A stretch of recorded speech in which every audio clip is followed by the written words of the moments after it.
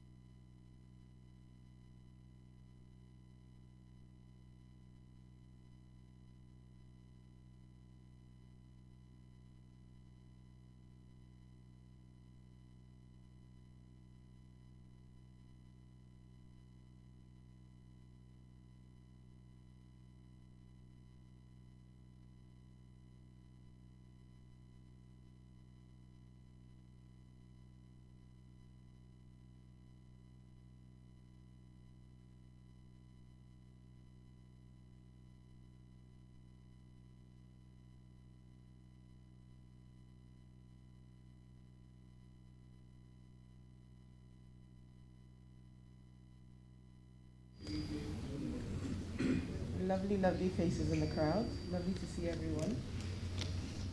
Thank you all for coming out and joining us this evening.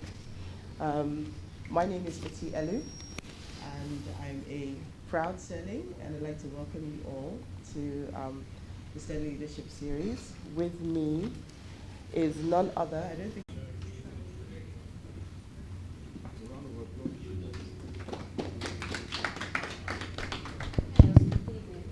Good evening.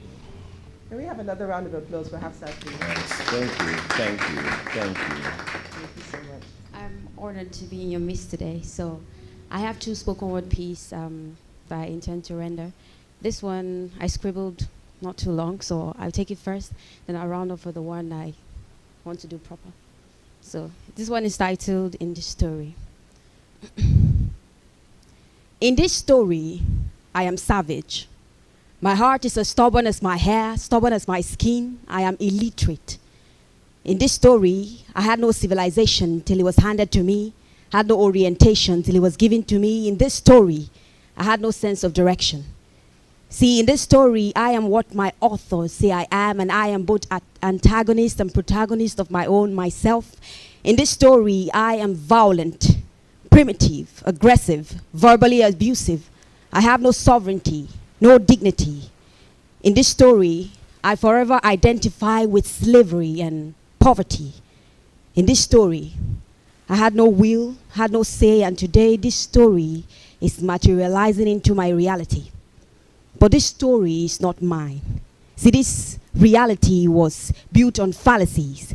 This story was not written by me or told by me. This story was written for me, handed to me, and told to me. No, this story is not mine. What is mine are vestiges of the truth. A truth that has no name, has no face, has no place in this place. But I will continue to search for my truth in these rubbles of colonialism. And even my pen should run out of ink, I shall substitute my blood for ink to think, glean whatever hope is left from this harvest of ignorance and corruption. I will rewrite history, and this time, I will tell my own stories. Thank you. Clap, clap, clap. Thank you. So this one is titled Welcome to Nigeria. It's one of my favorites. I do it to expose the typical Nigerian mindset. So here it goes. Welcome to Nigeria, a country of limitless opportunities. Here we celebrate degrees, not competence. Here we preach contents, but can tolerate incompetence. Here, we don't need your potential potence. We tell you to work smart, not hard, so bye-bye consistency. Welcome to Nigeria, a country of limitless possibilities. Here you can buy anything. You can buy away from the walk of shame to the wall of fame. Here you can buy, sell your rights for Maggi and rice. Here, everything has a price. Welcome to Nigeria, a country of limitless possibilities. Here you can get the job, not strictly by experience, but by who you know, and as long as you get the dough, experience it. If you know, you know. And you know, which is why it's funny. Excuse me. Which is why it's funny. And why I keep asking, at the rate at which we they go, how do you expect Nigeria to grow? When our discipline, they stop for go slow, and when we talk book, it be like our brain recess to slow-mo. You don't want read, but you won't blow. You then miss class, but to pass with first class that they go. And as this sorry mentality they go, it can't start to they resemble the status quo. So today we have La Cram, La Paula, forget graduate who in the sorry mind seek to liberate even bigger illiterates. Singing school na scam and made our lecturers scapegoat of our shakeups and saw egos. Yet up we go to represent, to become heroes, heroes to loot the doors of those who sold with blood and sweat to the belief of a better Nigeria. Oh, sorry, I got carried away. Welcome to Nigeria. Thank you so much. A round of applause. A round of applause, please. That's beautiful. Thank you so much, Hafsat. So much to unpack. Welcome to Nigeria, everyone. Welcome to Nigeria. Right, so I'm about to introduce the keynote speaker. Howard W. French is a career foreign correspondent and global affairs writer and the author of 5 books, including 3 works of nonfiction, a work of documentary photography, and a book from Norton Leverett about Africa and the birth of modernity. He worked as a French-English translator in Abidjan, Ivory Coast in the early 1980s and taught English literature for several years at the University of Abidjan. His career in journalism began as a freelance reporter for the Washington Post and other publications in West Africa. He joined the New York Times in 1986 and worked as a metropolitan reporter with the newspaper for 3 years. And then from 1990 to 2008, reported overseas for the Times as bureau chief for Central America and the Caribbean, West and Central Africa, Japan and Korea, and China, based in Shanghai. During this time, he was twice the recipient of an Overseas Press Club Award, and his work has received numerous other awards. From 2005 to 2008, alongside his correspondence for the Times, French was a weekly columnist on global affairs for the International Herald Tribune. His most recent nonfiction book, titled Born in Blackness, Africa, Africans, and the Making of the Modern World, 1771 to the Second World War, was published by Norton in October 2021. His immediate previous book, Everything Under the Heavens, How the Past Helps Shape China's Push for Global Power, was published in March 2017, was widely reviewed and featured by The Guardian and other publications as one of its notable books of the season. He is the author, previously, of China's Second Continent, How a Million Migrants Are Building a New Empire in Africa. Published in May 2014, China's Second Continent was named one of 100 notable books of 2014 by the New York Times and was cited by The Economist, The Guardian, and the Foreign Affairs and several other publications as one of the best books of 2014. He is also the author of A Continent for the Taking, The Tragedy and Hope of Africa, which was named the Nonfiction Book of the Year by several newspapers. Ladies and gentlemen, Professor Howard French. A round of applause, please.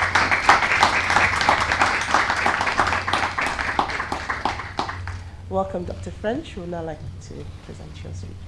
Thank you very much. Speech is maybe not the right word. Conversation, perhaps, Very is better. good. First of all, let me say what a pleasure it is to be back in Nigeria. It's been 7 years since my last visit to Lagos. I got in yesterday. I've had several conversations with people, very kind people, wishing to help me in one way or another, have exhibited extraordinary care for me. And one thing that they have said to me when I sort of recoil a little bit from the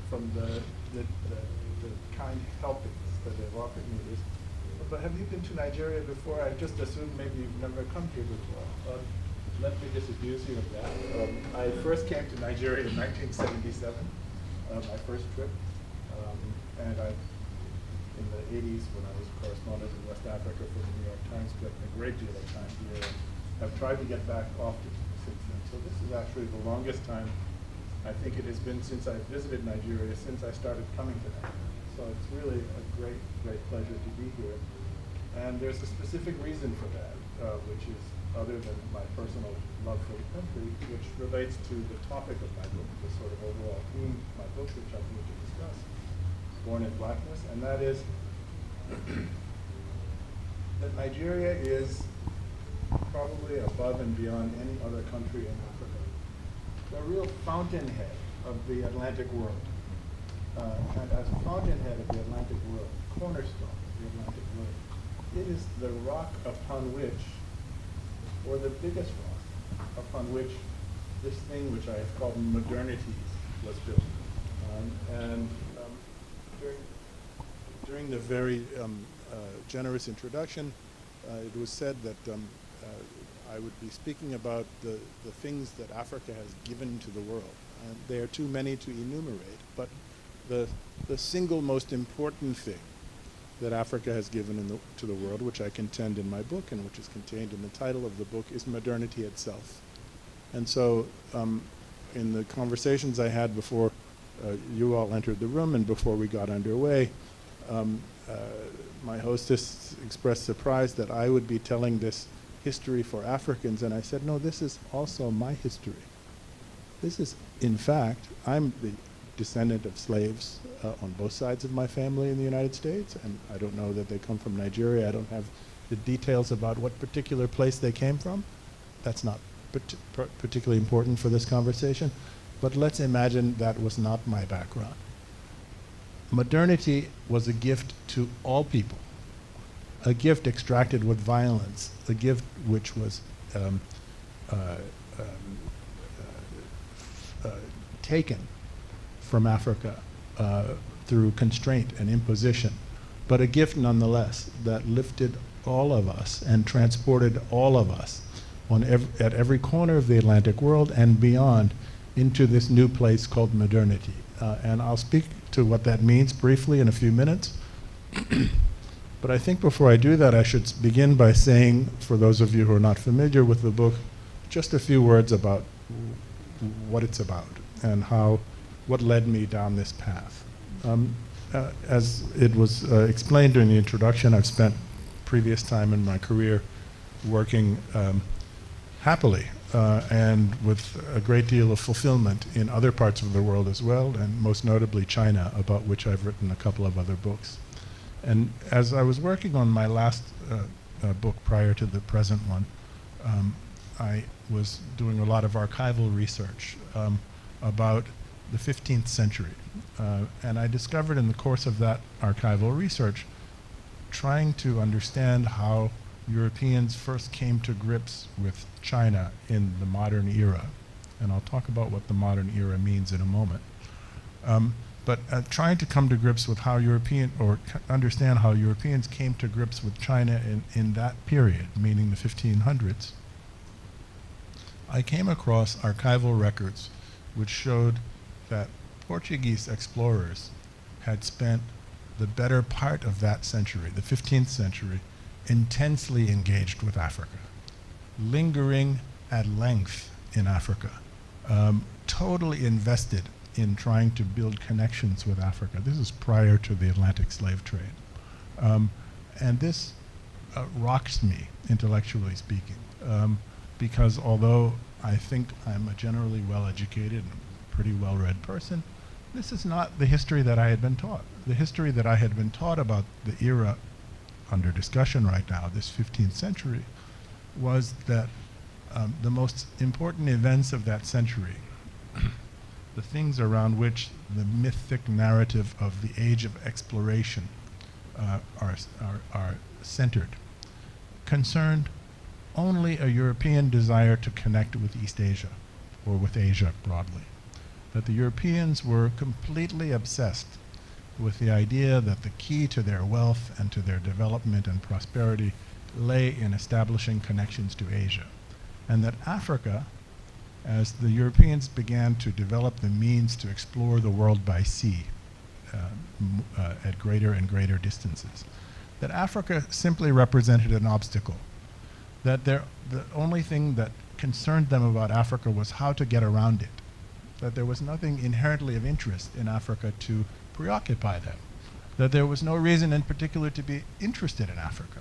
That Africa was simply, the only question was, how big is it? Because they were, as I said, determined to find a way around it.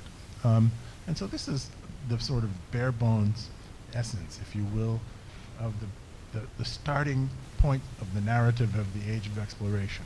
The Portuguese lead the Europeans out further and further at sea, seeking to connect with Asia, and in this pursuit, or I should say this pursuit begins with efforts to circumnavigate Africa. So Africa right away, from the beginnings of the history, as we are taught, of the modern world, is an empty vessel.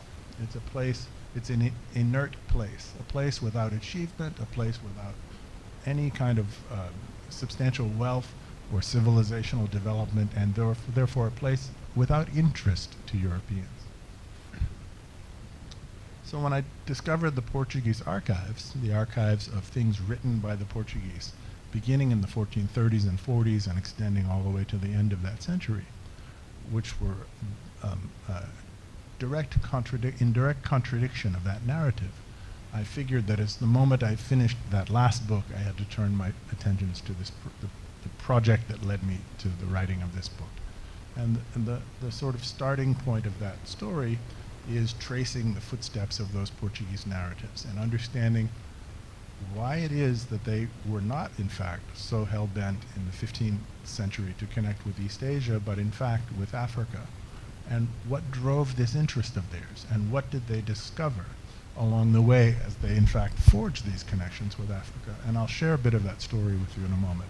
I promised I would define for you what modernity is, and we'll find probably several ways to come back to that question in this conversation. But it begins with a stitching together of the world at a speed and across distances which had never previously been possible in world history. And this happens in this same century, this 15th century that I have already raised with you. And it happens in the first instance not between Europe and the Americas. That supposedly begins in 1492 with Columbus's great voyages, which also in fact have their origins in Africa.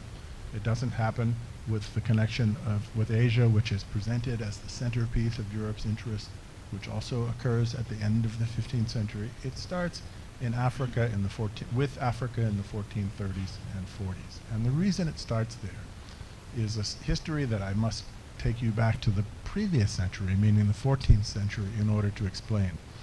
At the beginning of the 14th century in the Empire of Mali, which was located in the country that bears the same name today, Mali, there was an emperor in the opening years of the 14th century, meaning 1301, 1305, thereabouts, a man named Abu Bakr II, who got it into his mind that he must find a way to reach the other side of what they called in Mali the Great Sea. The Great Sea is the Atlantic Ocean. And so you find right away here in the beginnings of the 14th century in Africa a geopolitical, a geostrategic, geo-economic ambition which we are not taught or not encouraged through teaching to associate with Africa. This is in the opening years, as I said, of the 1300s.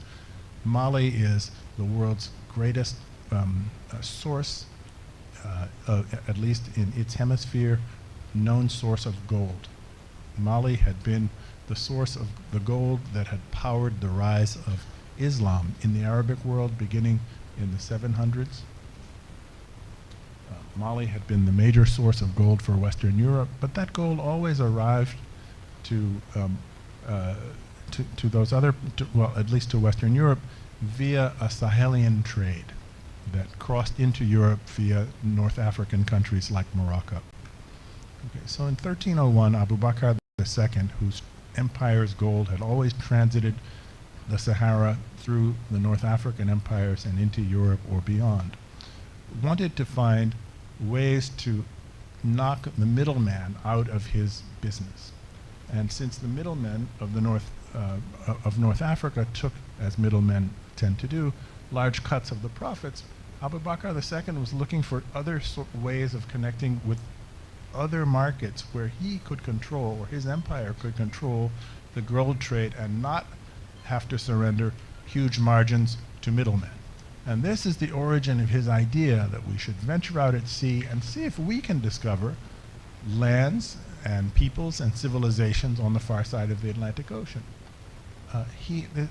So Westerners present the discovery that the earth is round as a Western discovery, right? But in fact, the Islamic world, meaning the Arab world and the Persian world, already for several centuries had well understood and documented a science of the globe which established that the globe was round. And Mali, being a Muslim empire, of course benefited from that knowledge. And so Abu Bakr II wasn't being a crazy man dreaming about lands on the other side of the Atlantic. This all flows from a certain logic.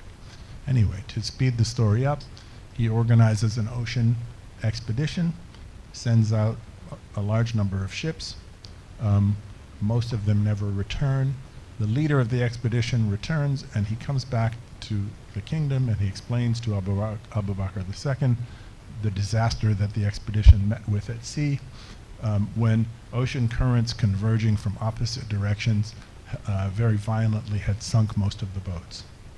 And Abu Bakr II, rather than giving up, decides to mount an even larger expedition. And he equips a bigger number of boats, loads them up with huge quantities of gold. He wants to establish tribute trade and other sorts of economic relations if they can discover lands on the other side of the Atlantic.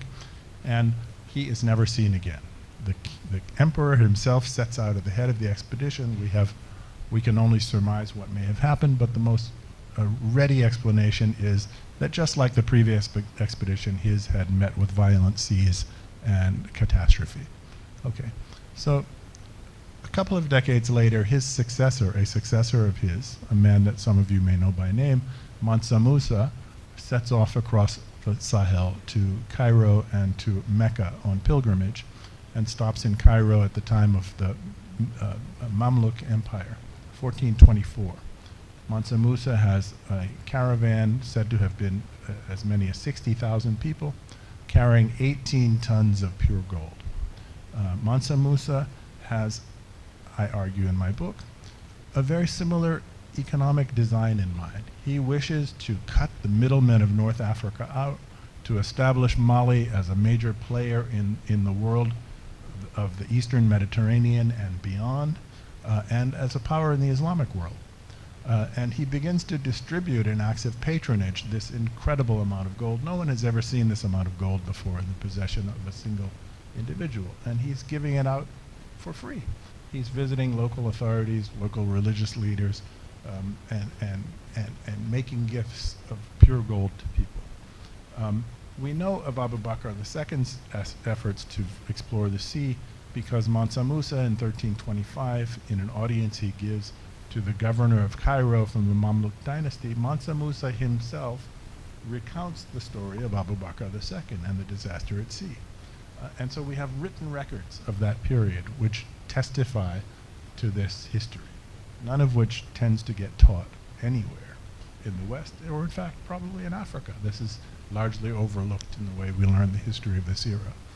The result of Mansa Musa's pilgrimage, he ends up giving away all the gold, 18 tons worth, is that the value of gold, first in the Eastern Mediterranean and then in the bigger world of the entire Mediterranean and deep into Europe, collapses.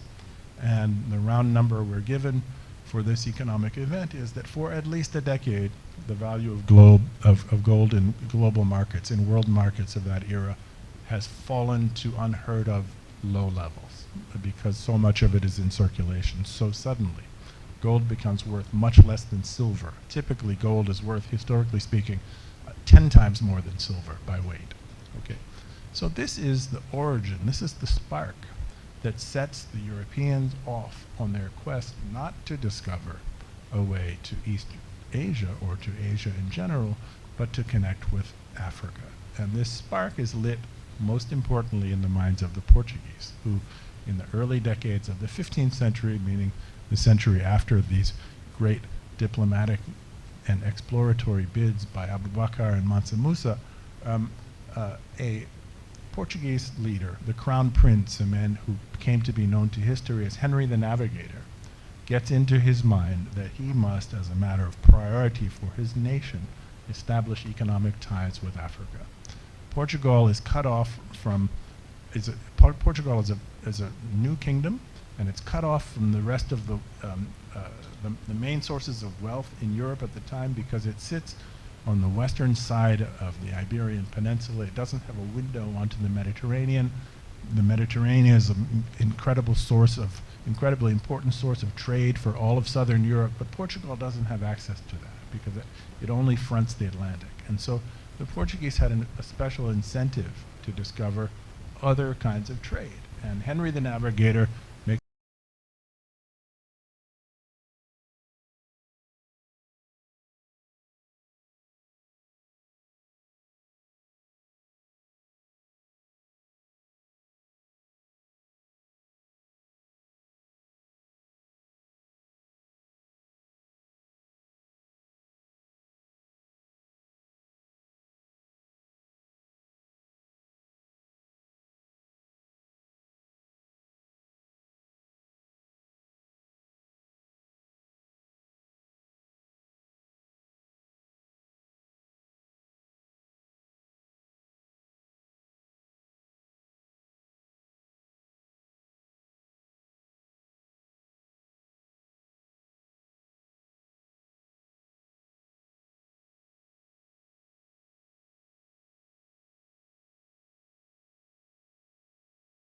part of that country called Elmina. Of course, it's not the country of Ghana yet, but they arrive at Elmina, a place they come to call Elmina, and they discover that even ordinary people are wearing a lot of gold jewelry. And so they figured something special must be happening here. Gold is so abundant, even people who would appear to be otherwise poor, they have gold. And they establish relations with this kingdom.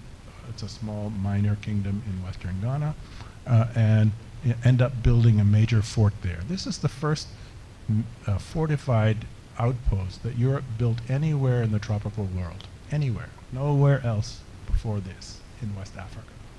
And within 3 years of building this fort, which stands still today, if you ever visit Ghana, you should go there, at Elmina,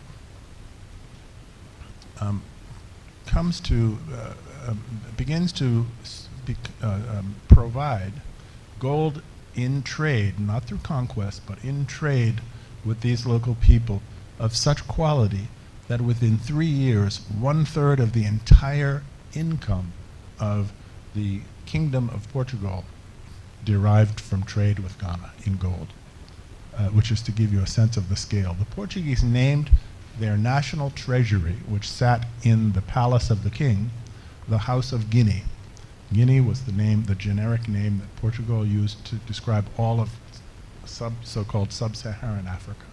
And so Africa was so important to the Portuguese that they called their treasury the House of Guinea. I'm going to fast forward here because to cover 600 years in 25 minutes is quite a challenge. But there's a couple of really important things have to be said quickly here. One of them is the founding myth of the age of modernity, or one of them. So there's two big events in the myth. One of them is the obsession with Asia. The other is the discovery of America, right? These consume all of the oxygen to the exclusion of anything else of interest in the establishment of the modern era, right? What we are not told in the way this is taught is that all of the great navigators, Portuguese and others, who are famous and who are famously taught in standard histories, cut their teeth. They got their experience traveling back and forth to Elmina, engaging in the gold trade with that part of Ghana on behalf of Portugal. And this includes Christopher Columbus. Christopher Columbus got his start in Africa. You don't find that in the books we don't find that in the books that we read. That means you and me. And Christopher Columbus was given the funding for his eventual voyage in 1492 with 3 small ships to try to cross the Atlantic, not because the Spanish crown believed his theory that the world was round or that he could reach Japan and China by sailing west across the Atlantic Ocean, but because the Spanish crown had become obsessed with catching up with Portugal in terms of acquiring gold wealth. And given the limited scientific knowledge of that era in Europe and in most other places, the Spanish had developed a theory that said if the Portuguese have discovered gold in the tropics, that must mean that gold is distributed in the tropics, that the tropics are where one should look for gold. And therefore, after having previously refused Columbus, the Portuguese, in light of the Spanish, in light of the Portuguese success, decided finally to fund Columbus's voyages, and that is how the Americas were quote unquote discovered, right?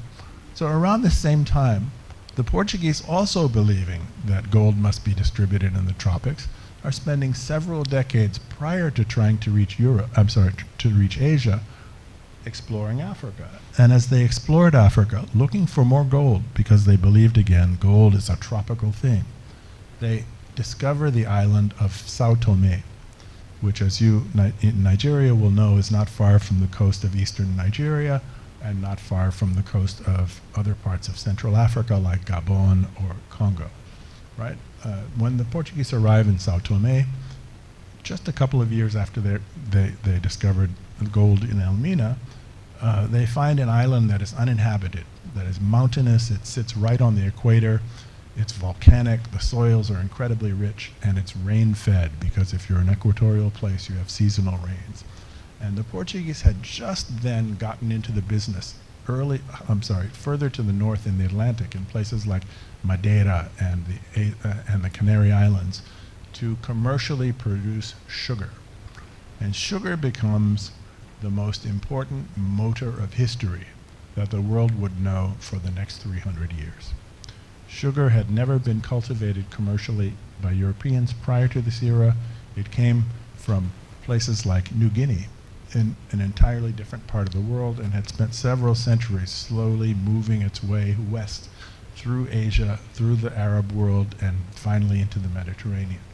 But Europe didn't have places, geographies that supported sugarcane growth. And so as they explored the Atlantic looking for gold in Africa, they began trying to plant sugar on various Atlantic islands. And when they reached Sao Tome, they discover here is the perfect environment for the growth of sugar. The only thing that is lacking is the manpower with which to do this.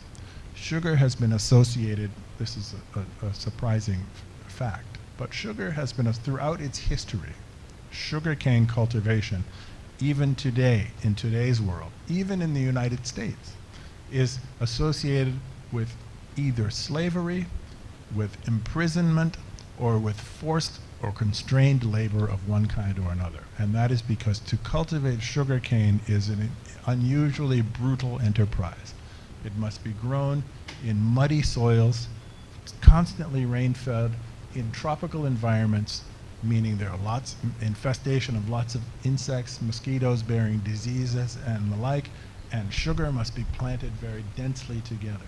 And sugarcane leaves are extremely sharp. And so you're walking through a densely planted field trying to cultivate or plant the sugar and constantly getting cut up by the plant and bitten by insects with dangerous diseases. And so no person or people have ever voluntarily farmed sugar themselves. And so the Portuguese arrive in Sao Tome, they discover that sugar grows particularly well in Sao Tome, and then they begin for the first time to see Africa in a totally different light. The continent of Africa sits close by, and they say, what if we can source slave labor, enslaved human beings from Africa in order to produce our sugar here? And they first begin to do this in the Kingdom of Benin, here in Nigeria. And for a very brief period of time, Benin agrees to sell limited numbers of captives in war between Benin and neighboring kingdoms. And then the kingdom changes its mind and they say, we don't want to be in this business with you. And the Portuguese turned their attention elsewhere and established a long-term relationship with a highly developed, a highly sophisticated kingdom that existed in this era, meaning in the 16th century, in the country that, well, it was a kingdom called Congo then, and it's a country called Congo today. And so the Portuguese sourced their labor, enslaved human beings from Congo. They are growing sugar in Sao Tome. They're making enormous profit from sugar in Sao Tome. And tiny, poor Portugal is becoming one of the most powerful and richest countries in Europe in a matter of decades. First, on the backs of gold from Ghana. Secondly, sugar from Sao Tome, using enslaved labor that is exploited on a racial basis and transmitted across generations for the first time in human history. Listen to me again. Enslaved labor established on a racial basis and transmitted indefinitely across generations for the first time in history. What this means is that Europeans had legitimized through their own ideology and legal arguments the use or the exploitation of Africans as slaves and blessed it with their religion. And not just slaves as individuals, but people who were fated, meaning who were legitimately intended, according to them, to be slaves forever. Meaning not just I will die in your field growing sugar, but if I should have children, my children will be your property too, and they will die in your fields growing sugar. This institution is the most important economic institution of the modern age. And this institution is called chattel slavery. It is born and refined there along with sugar on the island of Sao Tome in the early years, in early decades of the 1500s. another great accident occurs. The Portuguese, as they perfect methods of navigation, still hoping to explore Africa deeper and deeper, not to get to Asia in a big hurry as we are taught, they perfect a navigational technique called tacking, meaning they sail their boats in big triangles to get down the coast of Africa fast, instead of hugging the coast of Africa as one might intuitively think would be the right way to go, right? And as they carve these giant triangles into the sea to make these zigzagging trips down the coast of Africa, by accident they discover what we call Brazil. They made a triangle big enough. If you look at the map of the world, you'll see that the bulge of West Africa and the bulge of Brazil come pretty close together. And the Europeans bump into Brazil by accident, the Portuguese, looking for a way to get down the coast of Africa more quickly.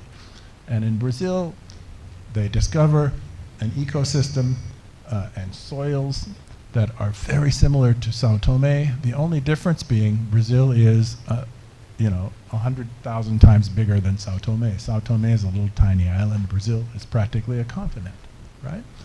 And over the next few decades, they transmit this economic model, this new innovation, this terrible institution called chattel slavery and the plantation production of commodity agriculture that it had made possible to Brazil.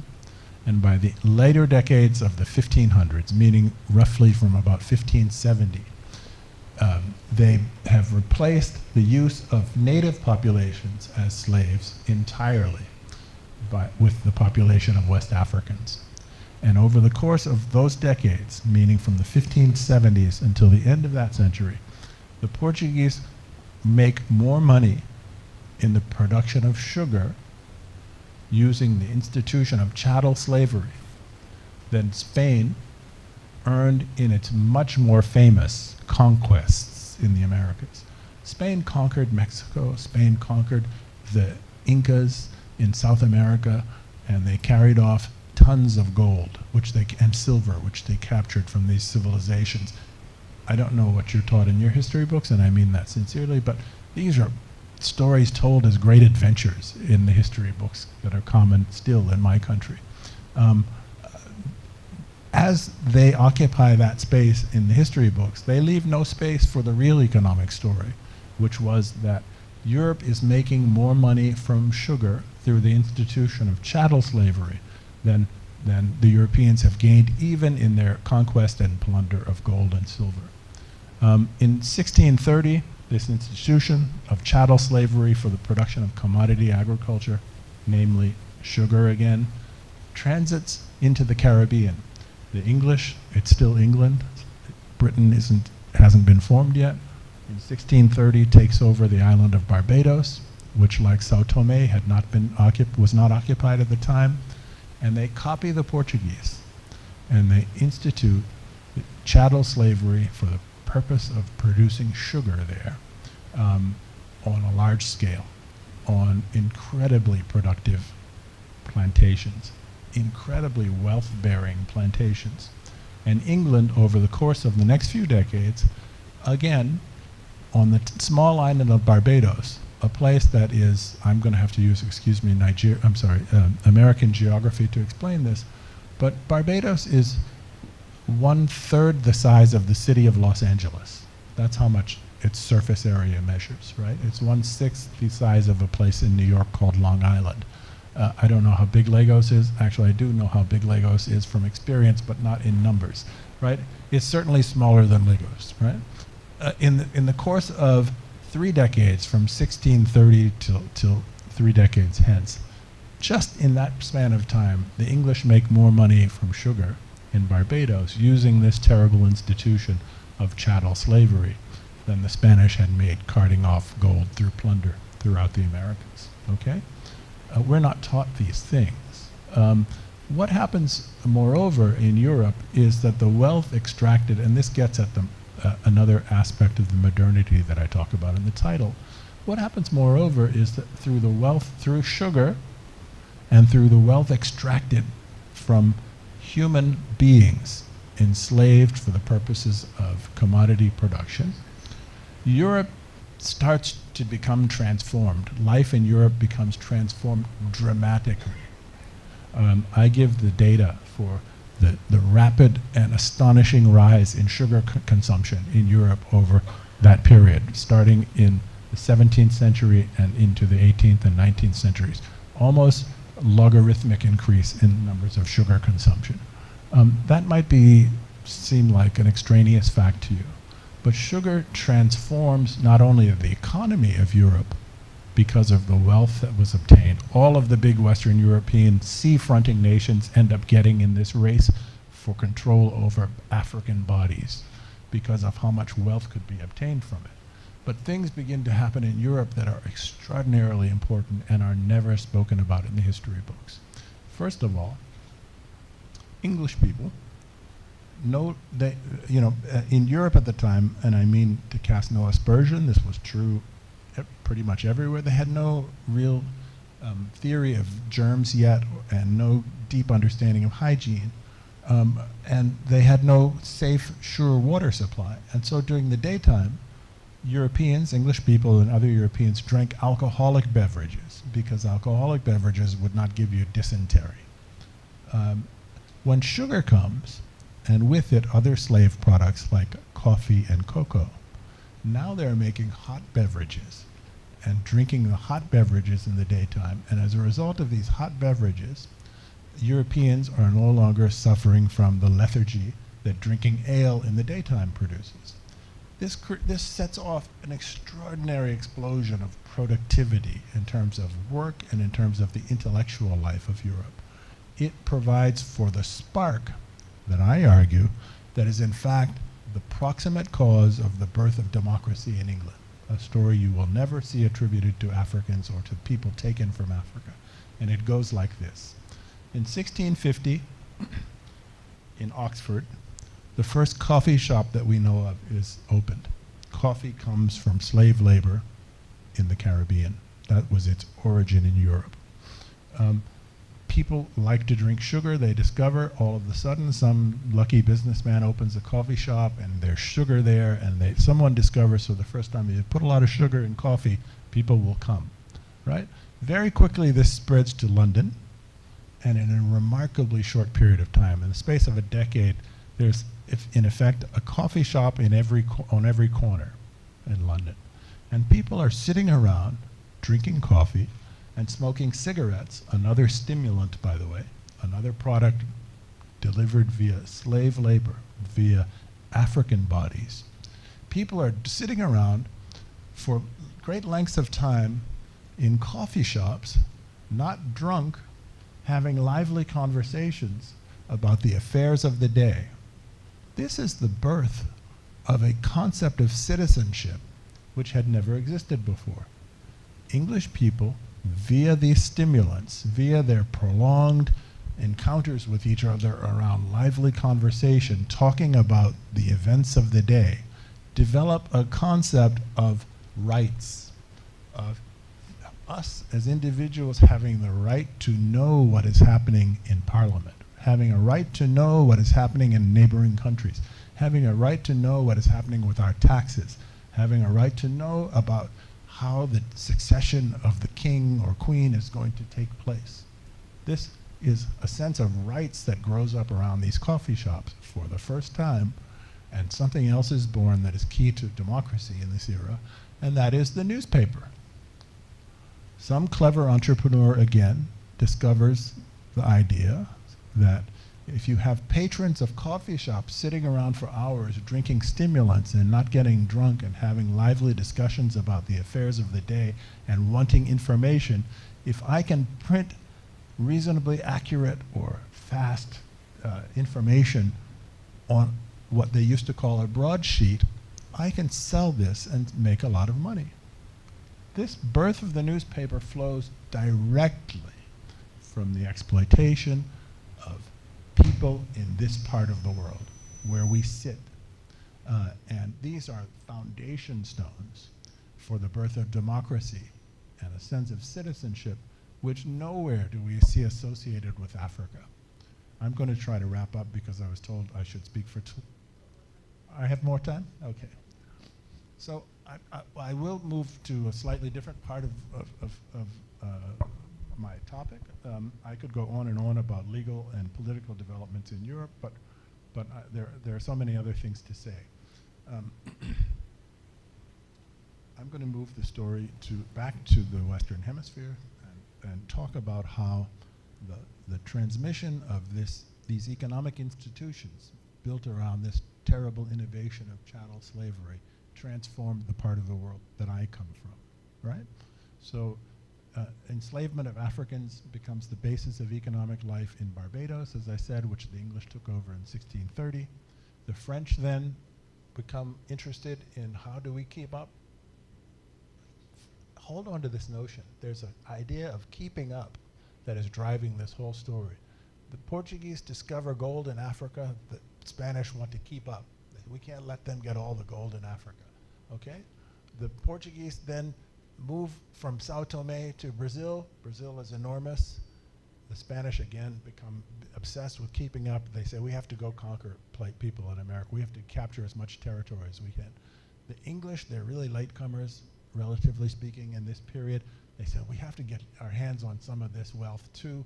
Let's look for, England wasn't very strong yet, comparatively speaking, certainly compared to Spain in this era.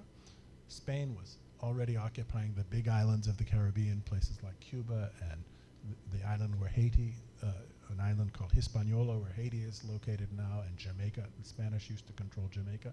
So the English said, well, the Spanish have their hands full on the big islands. We'll go for the small islands. And that's how they go to Barbados. The French, looking at the English, say, we can't let the English run away with all of this black wealth. We have to do this too. And so the French then are looking for what's left in the Caribbean, and this is how they grab hold of Martinique and Guadeloupe, which are also in what's known as the Eastern Caribbean, the little islands that sort of straggle southeastward toward the South American continent. And the French set themselves on Martinique and Guadeloupe, and just like the English in Barbados, within a matter of decades, are producing unheard of amounts of wealth through chattel slavery, through the exploitation of people taken from this part of the world for their own benefit, and their society, like English society, is being transformed in the process, okay? England couldn't challenge Spain directly in naval terms because it didn't have the wealth and power that Spain had. But through sugar, Spain didn't invest in sugar the way these other countries I've taught. They were into the conquest and plunder game, and to their detriment, they ignored sugar on the scale and with the intensity that these other powers did. And so in the latter decades of the 17th century, England caught up. That was on the backs of wealth taken from people brought from this part of the world to grow sugar for England. The English were able to defeat Spain and take Jamaica away from them. Jamaica becomes, because it is so much larger and because English techniques of plantation management are so much more refined by that time, Jamaica becomes a vastly greater source of wealth even than Barbados had been for England. And Barbados was a big deal. Jamaica becomes a far bigger deal for England in this period. Okay. So the French now make their leap into Hispaniola, the part of which was controlled by Spain. England has defeated Spain in a series of wars. Spain has to make deals with various other people to sort of stay in the race, and so they make a deal with France to divide control of this island called Hispaniola, and France then transfers its chattel slavery and plantation agriculture model to the western third of this island of Hispaniola, and this becomes literally the richest colony in the history of mankind, the place that we call Haiti. And Africans had been brought from many different parts of the continent deliberately. Two parts in particular that constitute, as far as we know, the greatest source of slaves or enslaved people in Saint-Domingue, as the French colony that became Haiti was called, came from these are not the only sources, but the two biggest sources were what is Western Nigeria today, where we sit, and the area around the border of Angola and Congo. These are the two sources, biggest sources of enslaved people for Haiti. And Haiti becomes the richest colony in the history of humanity on the back of sugar production and other associated commodities, coffee and cocoa and cotton. Okay? In 1791, although the slaves or enslaved peoples had, the colonizers were clever. There's resistance throughout this entire history. There are people resisting at every stage, meaning Africans resisting at every stage. Here on the land, at sea, people jumping off the ships deliberately, knowing that they would lead to their deaths because they did not wish to be taken away in chains. And on the land of their arrival in the Western Hemisphere, people are resisting, including through uprisings at every stage of this history. In 1791, despite having been deliberately mixed together across points of origin and language groups, the French and others knew that if you put too many Africans in the same place, from the same place in one gathering together, in short order they will begin organizing resistance. They will rebel. They can communicate too easily with each other, right? We won't be able to understand what they're saying, and next thing you know, there'll be trouble, right? So they're deliberately mixing people, and actually they try to forbid you from speaking your language, but they also mix people from different language groups very carefully to try to avoid conspiracy. Despite this, in 1791, there's an uprising in Haiti. It's still called Saint-Domingue, controlled by the French, this extraordinarily, unprecedentedly rich place for France. France, one-third of its all of its external trade comes from this island, meaning one-third of its entire trade with the world comes from that one-third of the island of Hispaniola. Okay, that's how rich it was, right? They rise up, they burn the plantations, and a war ensues. And most famously, for the bulk of this war, the rebellion is led by a man named Toussaint Louverture. And in 1804, the Haitians, as they named their country, succeed in defeating the French. That's the kind of bare bones narrative of this, but it cheats the story. These Africans, and they must be called Africans, because the life expectancy of someone from the moment they landed in a plantation in the New World, on average, is between 5 and 7 years. That means, on average, an African could expect to survive for only 5 to 7 years. That's how badly you were being exploited. They were not trying to take care of you in the idea that they could get long service out of you. Life was too cheap in their conception of things. They just bring new ones to replace you, forget about it. If you die, you die, right? So in 5 to 7 years, you can't become some new identity group. The turnover is too fast. These are African people. They are not Haitians yet, okay? They're not Americans yet. They're Africans.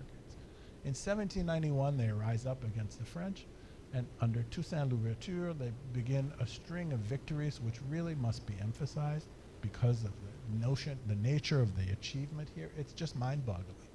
First, they defeat the French army, utterly defeat them. Then the Spanish tried to conquer them from their base on the other half of the island. They defeat the Spanish. When they defeat the Spanish, the English tried to come. The English had their bases in Jamaica and other places nearby. The prize is just too great to resist. This is the richest colony in history. We can't let the Africans win. The English send their navy. Toussaint Louverture beats the English. There is no memorial to the English soldiers who were defeated in those wars anywhere in England today, even though more British soldiers were defeated in Haiti than in the American Revolution. More were killed in Haiti than in the American Revolution. You can find regimental banners and other forms of remembrance in England to honor the fallen troops from that war, but you cannot find them from the defeat at the hands of Africans in what became Haiti. Okay, so they've beaten the French, they beat the Spanish, they beat the British, And Napoleon says, I'm going to come back and try a second time.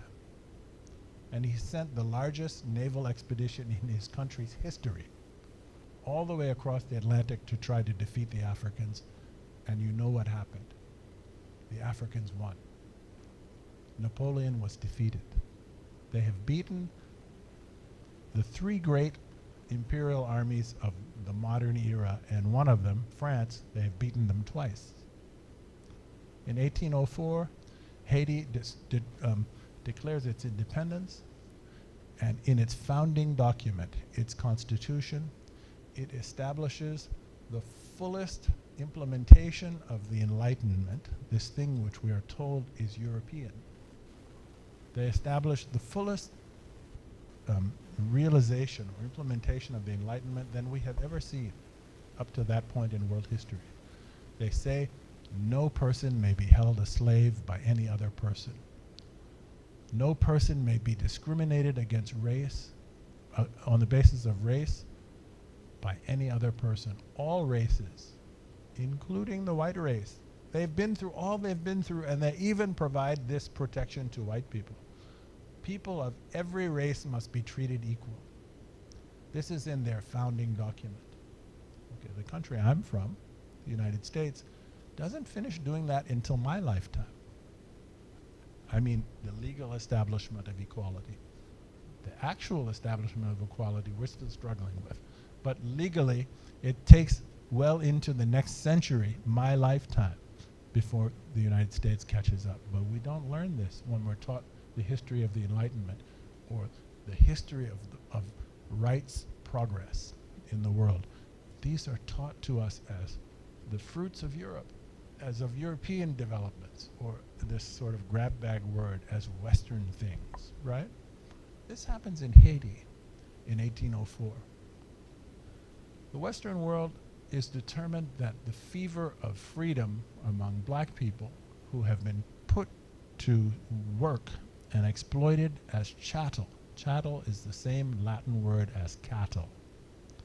Put to work as cattle, that this story cannot be allowed to spread. We couldn't defeat those people, but we can't let the news of their triumph spread too much, and so we must place them under embargo. They isolated Haiti for the next several decades. They refused to recognize the independent nation of Haiti. And eventually they imposed indemnity on Haiti for having won its own freedom. If you wish to get us to recognize you and to trade with you, you have to pay a penalty to us for having defeated us. This penalty was being paid well into the last century, the 20th century. Okay? So I'll finish with the history of my country. Okay? Sugar begins its route in Sao Tome, it crosses into Brazil, then it goes to Barbados, up the long chain of the Eastern Caribbean, and then finally into the Big Islands. I've told you the story of Haiti. The institution that bore it, chattel slavery, an institution built on the backs of the ancestors of people like you, right? Then becomes, at the end of the 18th century, the most important source of wealth in my young country, the United States. Slavery had existed before the end of the 18th century, but it's around the end of the 18th century that the commodity production from chattel agriculture becomes the true engine, the indisputable powerhouse of American wealth. And it becomes this true engine of wealth via the production of cotton.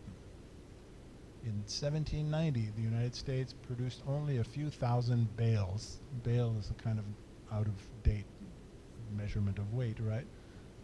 But you can imagine what a bale is. It's a kind of big, bound quantity of a material, right? We only produced in America a few thousand bales of cotton in 1790. A decade later, the United States, because this chattel institution was adopted so enthusiastically, has begun to produce millions. We go from a few thousand to millions of bales of cotton. The data are in my book. By the beginning of the Civil War in the United States is producing billions of pounds of cotton. So we've gone from insignificant amounts in 1790 to billions of pounds in 1860 on the backs of the exploitation of human beings born away from this continent to be put to work under the institution of chattel slavery for the production of a commodity. And this commodity, cotton, had by this period replaced sugar as the most valuable commodity in the world. It had become literally, as sugar had been 300 years earlier, the thing that makes the world go round. So the most important economic event that we learn of, most of us, in our conventional history books from the era I'm now talking about, is the Industrial Revolution. We are told that the Industrial Revolution takes place in a particular part of England, a region called Lancashire, right? And some clever people figured out how to organize labor using machines called looms under one roof, and we call this thing under one roof a factory. And we imagine that this is simply a good story about human ingenuity and business organization, and poof, there it goes. England took off, or Britain took off as a world power. What were they making? What were they using in the looms? They were using cotton in the looms. And the cotton was coming from the Mississippi Valley. And why was it the Mississippi Valley under the control of the Americans? The Mississippi Valley was under the control of the Americans because when the Haitians defeated France the second time, in 1804, Napoleon was so desperate financially because he had other conflicts with the Russians or with various other people in Europe that he sold all of France's holdings in the Americas to the United States for $15 million. This becomes what is known in our history as the Louisiana Purchase. And the Louisiana Purchase, for the cost of $15 million, transfers to the United States all or part of what are now today 15 American states, all concentrated around the Mississippi River. The United States becomes a continental-sized power for the first time because of the victory of Africans. Africans defeated France, which obliged France to sell for nothing to the United States, a territory that doubled it in size literally overnight.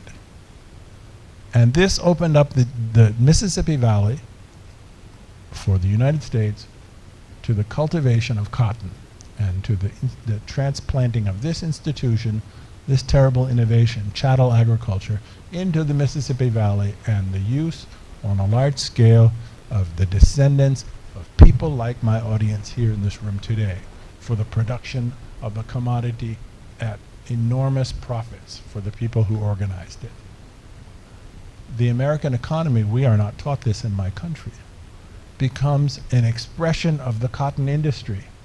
Cotton and the wealth produced from cotton through the exploitation of Africans and the descendants of Africans becomes the major motor in this era of America's rise. And this is the time when America becomes a surging force, economically speaking, in the world.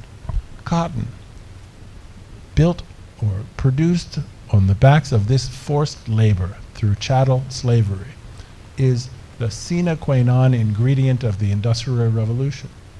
Whatever ingenuity may have taken place to enable the Industrial Revolution, there is no Industrial Revolution without the African labor that produced that cotton. This is what made it possible. Okay? And so I think I will end on that note. I've tried to organize this in a geographic way to tell you how this story follows linkages across various geographies and across time to show you how Africa and Africans have been at the center of the development of civilization and at the development of economic wealth. We can say much more about the civilization piece, by the way, throughout this period that we think of as the modern era. This was true in the 1500s, it was true in the 1600s, it was true in every subsequent century, it is true today, and I want to tell you it will be true tomorrow. And I hope we can talk about tomorrow as well. But I'll stop on this note and thank you for your attention.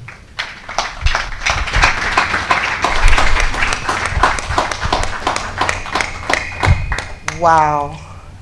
Thank you so much. I think that we could all continue to listen to you for another hour to just help us connect the dots. So much is missing. Like, it's one thing to know, to think that you know, to find out you don't know, then realize how much you actually don't know. So many transitions, and just taking us through that very thoughtful chronological order that we can follow and see the impact of the obliteration, that's the word I'm going to use, of our impact in today's modern world and how much the African race has given. I think that deserves another round of applause.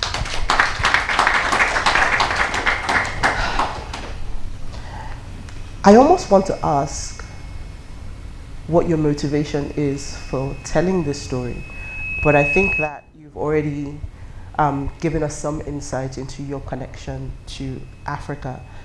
I think I'll just go straight in to say, what do you think the real impact of this obliteration, what do you think the real impact is on Africans today? What would Africa look like? What would the mindset of the average African look like if they knew the story, if they understood how much power and how much we had given as a race, as a people, to this narrative? That would look like today? Thank you. There are so many different ways to approach this question. I'm going to, so that I don't talk for another hour, I'm going to limit myself to two that come to mind right away. One of them is that, one of them is demographic, and that will allow me to speak to the future as well. But the first is psychological. You know, I don't know if people here listen still very much to Bob Marley, but I revere that music still, and find a lot of wisdom in it. And one of the lyrics that I have constantly celebrated is Bob Marley's call for us to free ourselves from mental slavery. That's his phrase. Human enslavement is not just about chains. It's about making people devalue themselves. You can't be subjugated effectively until you have internalized, at least to some degree, a notion that your condition is somehow merited, at least partially. That is mental enslavement. That is what I think Bob Marley is talking about in that lyric, right? And so this is why this history is so important, because the long process of mental enslavement that has been built around these economic byways, this history that I've talked about, has been to convince Africans and people in the African diaspora that somehow they are not worthy of equal consideration, that somehow the way the world turned out to be is just normal. And it's not normal. And it's not justified by any factual thing. I said I could speak a moment ago, I said I could speak about civilization. You know, one of the things that the Portuguese, when I was working on my previous book, and I discovered the accounts of the Portuguese in the 15th century lingering intensely in Africa, which I had not known before, right? And being astounded by this. One of the things you learn from these Portuguese accounts in that era, written contemporaneously while they're exploring in Africa, is that not everywhere, but in many parts of Africa that they encountered, they met civilizations that they considered fully to be their equals in terms of organization, in terms of economic output, in terms of governance, in terms of military capacity. Over and over, the Portuguese are writing this themselves in this era. And so why is it that this isn't remembered and this isn't taught? Well, I think this isn't remembered and this isn't taught because this is a cliche, right? But the victors have written the history. And it would be inconvenient for their domination to emphasize these realities. That would be self-sabotage. If they came and told you, oh, your people used to be every bit as good as us at warfare or at governance or at medicine or at, I began my talk today, exploration. Your people were trying to explore the world before my people. That would undermine the narrative, right? And so over time, as they sought to extend political control and economic control over Africa, it became important to, at the minimum, de-emphasize and to scatter these facts. They could not obliterate them altogether, or I wouldn't have been able to learn them. But to hide them away in corners, not make it easy to understand, right? And so abolishing mental slavery begins with learning the history deeply and with passion, right? And this is a mission of generations. It won't happen with one book. It won't happen with one author. It won't happen in one country. It is an immense work that needs to be done with commitment and dedication and, vigor, and over an extended period of time to make up for all that has been lost, right? The other thing that came to mind with your question is this sort of demographic and political impact of these histories, right? So the political impact, I said that the Portuguese, when they began arriving in the 15th century, they encountered, starting in Senegal, which was like the second place they arrived. The first place was what we now call Mauritania. Mauritania then, like Mauritania now, didn't have many people. They arrive in Senegal and they discover a kingdom of the Wolof people in Senegal that is very well developed. So well developed that they brought the king as a guest back to Portugal and housed him like a guest king for like a year. Treated him like a king and established diplomatic relations with them, right? They continue down the coast of Africa, and here and there in various places they discover other highly organized kingdoms, and they do. Benin is another example. They had diplomats. They had state-to-state relations with Benin in the 16th century. Congo is another. Congo becomes so highly regarded in religious terms in Europe that Congo gets an archbishop of the Roman Catholic Church in the 16th century, a black man. Okay? There are Congolese prelates, meaning high church officials who are from that era, who are buried in the Vatican. Yes. You can go there, they won't advertise it, but if you know where to look, you can go there and you can see the plaque on the wall to them from from the year 1500 and something. Right? The history is there if you know where to look for it. Okay? But the political impact, much later, it's only beginning in the 17th century when the pace of the traffic in human beings across the Atlantic becomes such that it begins to exert extraordinary violence within Africa. I'm often asked in America and Europe when I talk about this book, but what about Africans? They were selling each other, so why should you blame us for what was happening, right? Who is buying them was the question, yes. I'm coming to that.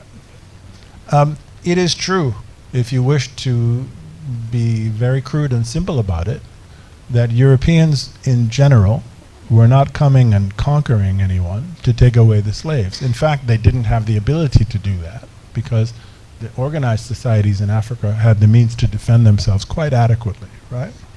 The Europeans were using what would be called today luxury goods. You imagine, what are the luxury goods of today? Fancy car, fancy watch, fancy perfume, fancy bag, fancy this, fancy that. They were using the equivalent of those kinds of things from beginning in the late 17th century, but really accelerating in the 18th century, to induce violence between different groups. To say to group A, I'm not going to name any ethnic group, I could do this in detail, I talk about some true examples in my book, but they say to the leader of group A, if you go bring us some of those people, we'll give you the guns, just go bring them and we'll give you the luxury goods. Right? This created havoc on an extraordinary scale in Africa. Untold havoc and tragedy, right? But at a political level, so I'll speak to politics, I'll speak to demographics. On a political level, it derailed the organic development of states. State meaning, in the modern sense of states, the nation state. It derailed the organic development of states in Africa, which was well underway in that era, meaning the 17th and 18th century. The highly organized states in Africa in the 17th and 18th century were very similar to the states in Europe in terms of their organization. And had they been left to their own recourses, they would, we can never know what history would have done, right? But there's every reason to believe that they would have ended up in a similar place, meaning with organically formed nation states. How did Europe develop nation states? Europe had small duchies and principalities and little kingdoms. I'm simplifying here, but this is pretty accurate, right? That warred with each other for long strings of centuries, and finally, messily, begin to agglomerate and grow in size until you get something like France, or you get something like Germany, or you get something like Italy, right? You don't have to go back very far when Italy was not Italy. There was no Italy. It was you had Venice and you had Naples, and these were kingdoms, right? Well, Africa was like that too, and had not the disaster of mass enslavement been imposed on the continent, Africa would have continued along its, I believe, its own organic progression to nation statehood. And there are certain examples where you can imagine very easily, you can't prove the counterfactual, but it's very, very easy to imagine. Let's take Ghana, for example. So Ghana, a country I know very well. There is a kingdom there you've all, I'm sure, heard of, Ashanti, which is the largest single ethnic group in the country, which in the late modern era was by far the biggest kingdom in what became Ghana, and which had been gradually conquering neighboring societies and absorbing them into a family of cultures which we call today Akan. Okay? Ghana, if the slave trade had not come together, had not come to their shores, would probably be called Ashanti today, or something related to that. It would be a country that had formed through those same kinds of processes that produced a Germany or a France or an Italy, right? Africa lost that opportunity to build its own nation states according to its own logic because of the imposition of this trade at this point in time. And that is an immense tragedy which Africa will struggle with forever. And there's no easy way out of it. You know, the answer, so in Nigeria, one can imagine Benin becoming a kingdom, right? One can imagine Oyo being, you don't have to imagine Benin being a kingdom. I meant to say a state. One can imagine Oyo being a state, right? But these processes intervened and made that impossible. And you can't rewind the clock. You can't go back and redo history, right? That's just, we don't have that available to us, right? But that's just the penalty that Africa has paid for. I'm sorry, I know I've been long, but I do want to answer a numbers question. So this is really important for a Nigerian audience especially. So I write a lot about the demography of Africa. And Nigeria, very famously, you all know, is the most populous country on the continent. Nigeria is, I called at the very start of this talk, the fountainhead. It is the foundation of the Atlantic. It is the biggest single motor in the processes that all of which I talked about today, right? And that is in part due to the native genius of Nigerian cultures, but it's also due to closely related to Nigerian demographics. Nigeria has always had lots of people, right? The reason I believe Nigeria has lots of people is because it has two very important rivers, the Niger and the Benue River. And if you look at population in the world, regions that have long-standing large populations, very often associated with major river systems, right? And so Nigeria was blessed with that geography, right?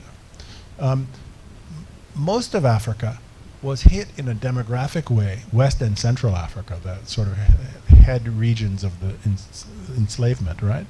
With a demographic catastrophe. So Africa's Africa's population in the 18th century is estimated by scientists today to have been about 100 million people. So this is the century where the slave trade reached its peak. So 12.5 million people were landed in the Americas from this continent, okay? So if you think 100 million people total, 12.5 million people landed alive in the Americas to be worked to death, okay? 12.5 million compared to 100 million, okay? We don't know for sure, but it's reasonable to imagine that similar numbers of people were killed through various processes in the drumming up of the slave trade, meaning I'll give you Louis Vuitton and Johnny Walker and Lexus car and this and that. Go bring those people for me, right? So let's imagine 12.5 plus 12.5. That's 25 million people, right? Okay. Now you have the death toll of the people who died on the ships. There are various estimates. Let us imagine 15 to 20% of those, the 12.5 died. So I'm not good in math. 15% of 12.5, maybe one of you can do that for me, but it's not a small number, right?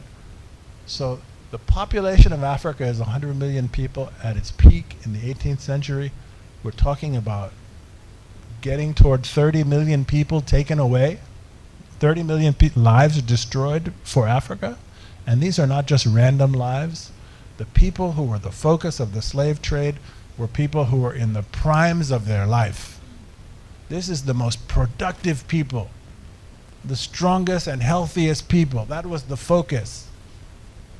The penalty that Africa paid for this in demographic terms is unimaginable. In parts of Africa where the slave trade was most intense, there are studies which I cite in my book, which say that an average village could be expected to lose 10 people every year. Okay? Over centuries. Imagine the impact of social trust that begins to insert into the life. You want to send your son out into the field to harvest at a certain time of the year. You don't know if he's coming back. You know other people, their son didn't come back. Right? You're not sure who sold him, who captured him. How did that happen? What does it do to the relations between human beings? This doesn't end in one generation. This plays itself out over long periods of time. We're not finished with it. Right?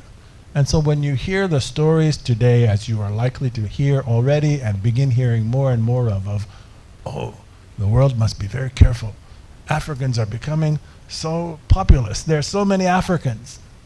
The first thing you need to understand is that much of what is happening so far is what might be understood as a rebound effect.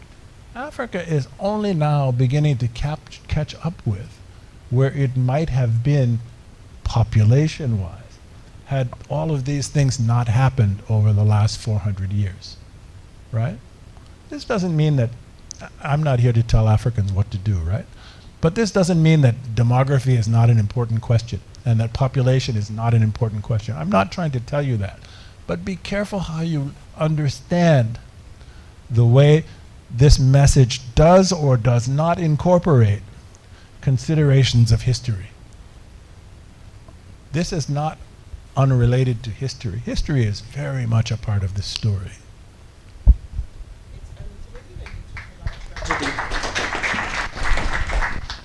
It's amazing when you were talking about bring it to the present today. Nigeria is living with that tragedy because the states that had the opportunity to grow and allow their culture to evolve together, which is what we see in the West. Everybody has a shared identity, but in Nigeria we're clumped together, and we're living with those challenges today. It's playing out in every single day, and then when you add the psyche and what has built up over time, you sort of understand where all the mistrust and all those issues are coming from. There's a very powerful phrase in your book, or should I even call it a notion, of savage to slave, and the exploitation that phrase allowed the West to pillage our resources. It's still happening today. Whether it's oil, whether it's cocoa, there's so many resources, lithium, the list goes on and on. How does Africa begin for us as people to challenge that? Because we just know that it can't go on, it shouldn't go on. And we have leaders today, we have states today, we have nations. Where does that begin to change? Because it seems like the past continues to haunt us. You know, I risk being long with everything I say. First, I have to apologize. I'll try to say two things. The first of them is that this savage to slave phrase. You know, in my country, there's a debate very often about whether or not one can blame political leaders from previous eras for things that happened in their time. Let's imagine George Washington, the founding father of my country. He owned slaves. Thomas Jefferson, you know, considered one of the leading lights of that era in my country, and an apostle of freedom. He owned slaves. He had children by a slave and didn't free them, right? And so there's a kind of argument that happens in my country where people say certain kind of conservative argument and say, you can't judge the people of another period by the standards of today. I'm trying not to be impolite here, but you know the word I'm thinking of when I hear that. It begins with B. The people who were enslaving people then, they knew that enslaving people was not good. They knew it. Don't trust anyone who tells you that but they had different standards. It's not true. Of course they knew that if you ask them, would you be okay if I enslaved your child? They said, no, you can't do that to my child. Why would they not allow it? Because they know it's not good, right? So don't trust that kind of argument, right? And so this is where savage to slave comes from. They had to invent a whole series of narratives to try to justify and to accommodate for the facts of what they were doing. Violence and subjugation of other people for their own profit. And they had to assuage their own guilt. And so they went through all kind of rituals and storytelling to try to fix the problem in their own head. And the main thing about this phrase, savage to slave, is to propagate the notion that Africans had nothing before they arrived. They had no basis of organization or principle or civilization or anything worth preserving in their life. And so slavery wasn't such a big crime, because after all, they were just savage. That's where that comes from, right? And it's no better than the thing about don't judge the people by the standards of today. It begins with B. It's nonsense. Nonsense doesn't begin with B. I trust you know the word. You know the word I'm talking about, right? Yeah. I wanted to say something else, but I've gotten carried away. So please.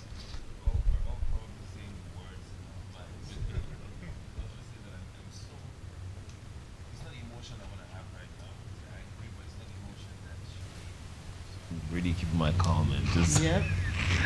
letting you lead. Okay, so it's a lot to take in. It's a lot to process. And when we talk about where we find ourselves today, right, we're dealing with all these issues from the past. We're being overwhelmed. I don't know about anybody else, but I'm feeling overwhelmed by the amount of information that I'm having to process now, because it's one thing to see the title of an event. It's another thing to start to connect with it, the truth, the lies. There's so much that we are missing. And when I start to think about my country today, we've addressed how powerful history is. But our history is not being taught today in our schools. The same thing is happening again and again and again. So I don't know who's going to be the Professor French of Nigeria and who's going to write our history the right way. But today's youth need to learn from the history, because what do you face when you don't learn from your history? You're likely to make the same mistakes over and over again. And Nigeria is on a precipice now. We're at a very sensitive period, let me call it that. The power of history.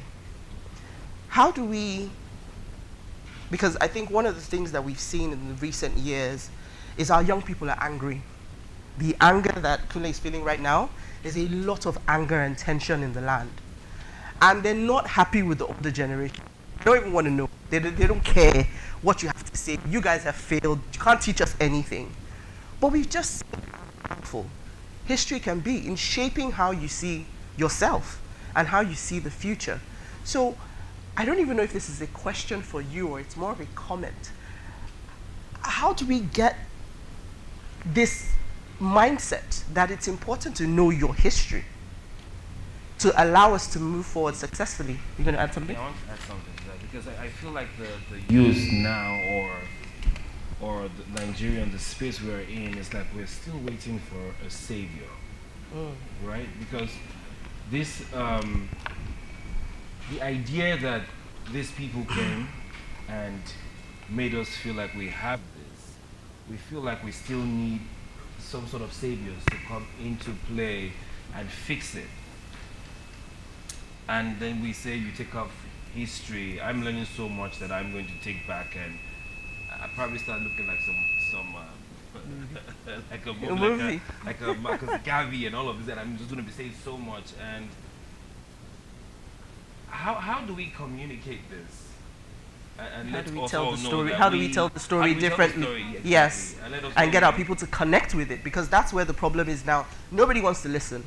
The young generation are so angry, they're so frustrated, nobody wants to listen. Carried away with social media, carried away with the things that we see, that we run with, not the history that we need to know. A few things. First of all, I remembered the second part of your earlier question, and that is, you asked what can we do? They're related, in fact, all of these questions. So what can we do? What should we do now? I'm working on a new book now about the independence era in Africa. And so the book doesn't start in 1960 or 1957. It starts decades earlier with kind of movements that existed in various parts of Africa to begin usually by intellectuals to try to problematize colonial rule and to begin organizing around resistance and independence. And Pan-Africanism as one of the possible solutions to the African condition. And one of the great thinkers of that era, of the early 20th century, a man from my country who died in Ghana and became a Ghanaian citizen, W.E.B. Du Bois, a truly great man, a man who I've learned immense amounts from and who I appreciate and value very deeply, had an idea in the early half of his intellectual life, which he came to disown later, and which I do not buy myself. And that idea was that people of African descent, whether you're African or African American or Jamaican or Cuban or Brazilian or what have you, that there's some work to be done to prove to Westerners, to white people, that you are as good as them. He also eventually disowned that. And I don't think any black person should feel that way. This is in the normal order of things. Why is anyone from any one place any more of a human being or any better of a human being than any other person from any other place? It's the notion itself is ridiculous on the face of it, right? So the place to start is from not thinking that way, right? Not thinking that that's part of the mental slavery. Not allowing yourself to think that you have something to prove to anyone else, that you have as much humanity and as much quality as they do. Just get rid of that. If you have even a vestige of that in your mind, get rid of it. Now, I have friends in the United States. In fact, I was at Yale University with a professor from Nigeria as my host at a dinner with several Nigerian students and some non-Nigerians and a Chinese friend, and there was a really interesting conversation about Nigerians at this dinner. And I permitted myself to speak very familiarly, and I'm going to make that mistake again now. Right, I'm in the midst of Nigerians here, and so if I offend anyone, please, I beg you. I said at that dinner, if you take Nigerians at an individual level, you may think they are ready to take over the world. That is what Nigerians are like. You take Nigerians separately. You just grab a handful of Nigerians and you may be overwhelmed. Like, where is this energy coming from? Where are these ambitions coming from? Where is this confidence coming from? But when you put Nigerians together in a large group, something very different begins to happen. And this is a very hard problem to solve. And it's not your fault. I want you to know it's not your fault. Ghana, which I spoke of earlier, and Nigeria, just to take two examples, are so different. For countries that are so close to each other geographically, they are so very different. And the simplest reason I believe that is true is because although Ashanti never became a nation state, its size and cultural influence in the country were so great that it came to permeate life there even though it didn't become a nation state. And so almost, I don't know the percentage, right? But a very, very large percentage of Ghanaians speak one version or another of a language called Twi. This is an incredible resource for Ghana. It is an enormous thing. But you come to Nigeria, and however big your language is, you will find more people that don't speak it. Right? How can you fix that? I don't have an answer to everything, and that is a problem that it's an obstacle to having a truly organic and total kind of conception of oneself. I believe, as a general matter, that the Nigerian identity is a very strong one. Even if you're, whatever region you're from, Nigerians will tell you, I'm Nigerian. They feel proud to be Nigerian. I've met Nigerians in China. I've met Nigerians in Brazil. I've met Nigerians everywhere. And they don't shy from, they don't say I'm Ibibio or I'm Hausa. They say I'm Nigerian.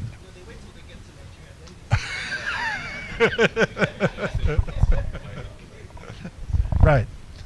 But my point is, there's no lack of pride in being Nigerian. I'm not... The way we're feeling now, I think that is also the sense of pride. I think we carry it to always be proud to be Nigerian. But I think today, if you come, how many people are proud to be Nigerian? How many people are proud to be Nigerian? You may be surprised. They may challenge that narrative. Well, I'm speaking as an outsider, and I must be humble about that. I don't know Nigeria better than you know Nigeria, right? That's impossible, right? But the point I'm trying to make is, even if you accept my theory that Nigerians remain very proud, that there's no problem of this, at least a superficial identity as Nigerians, there's this underlying thing of being divided in morsels. Bit by bit, you have the this and the that and the this and the that, and it's so enormously complicated, and it requires constant work from you to deal with and to wrestle, to struggle through, right? And there are African countries that are, there are few African countries that are comparable to that, to you on that basis. I would take Congo, for example. Many different identity groups, right? But most African countries, I don't think, are quite riven with this feature in their life. And a few are fortunate, like Ghana, where they have a prevailing cultural pattern, and it is an enormous sense of strength, right? It's an enormous source of strength. Senegal, another example. You know, everyone in Senegal, they all speak French, but they also all speak Wolof, right?